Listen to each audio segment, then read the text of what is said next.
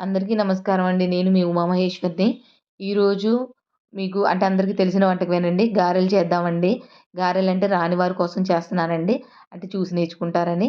దీనికోసం అండి మనం పొట్టు మినపప్పుని తీసుకుందామండి. పొట్టు మినపప్పు చూసారు కదండీ! 800 గ్రాములు మినపప్పుని తీసుకున్నాను. 8 గంటలు నానబెట్టుకున్నానండి. నానబెట్టి శుభ్రంగా కడిగాను చూడండి. దీంట్లో అక్కడక్కడ పొట్టున్నా పర్లేదండి.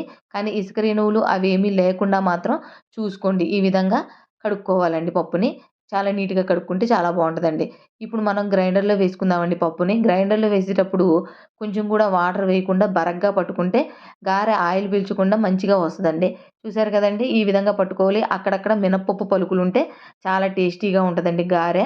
అలాగే దీనికి కొత్తిమీర కూడా కావాలండి. కొత్తిమీరని నీట్‌గా కడిగేసేసి చిన్న చిన్న ముక్కలుగా కట్ చేసేసుకోవాలండి. అంటే కాడలతో సహా అండి. అలాగే చూసారు కదండీ! పిండి ఇలా అయిన తర్వాత దీంట్లో మనం కడిగి కట్ చేసుకొని పెట్టుకున్న కొత్తిమీరని వేసేద్దామండి. కాడలు కూడా వేసుకోవాలండి. చిన్న చిన్న ముక్కలుగా కట్ చేసేయండి. వేసేసుకుంటే చాలా టేస్టీగా ఉంటదండి. వేసుకోండి. అంతలోపల మనం డీప్ ఫ్రై కోసం ఆయిల్ పెట్టుకోవాలండి. అది అంటే హీట్ ఎక్కే లోపల మనం పిండిని కలుపుకోవచ్చనమాట. చూసారా? కడాయి పెట్టి ఆయిల్ వేసేసాను. ఆయిల్ వేసి హీట్ ఎక్కే లోపల కలుపుకుందామండి. ఈ పిండిలో జీలకర్ర కూడా వేయాలండి ఒక పెద్ద స్పూను. అలాగే సాల్ట్ కూడా వేయాలి.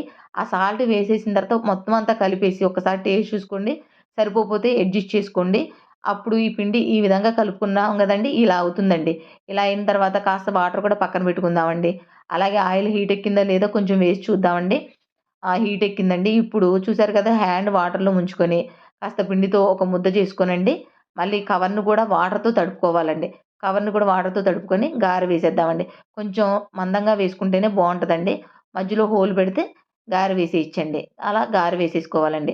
పొట్టు మినపప్పు మంచిదైతేనండి ఆటోమేటిక్‌గా గారె ఫ్లఫీగా వస్తుందనమాట. అదే పప్పు మంచిది కాకపోతే గారె మంచిగా రాదండి. ఒకసారి చూడండి. పైన క్రిస్పీగా ఉండి లోపల సాఫ్ట్‌గా ఉంటే గారె మంచిగా వచ్చినట్టు.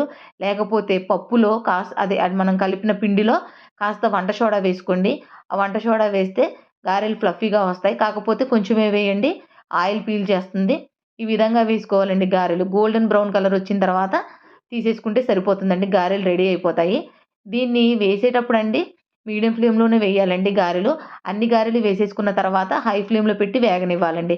ముందే హై ఫ్లేమ్‌లో పెట్టుకుంటే గారె మాత్రం పైన కలరొస్తుంది. లోపల ఉడకదు. చూసారు కదండీ! గారెలు రెడీ అయిపోయినాయి. ఒకవేళ నచ్చితే ఈ గారెలు ట్రై చేయండి.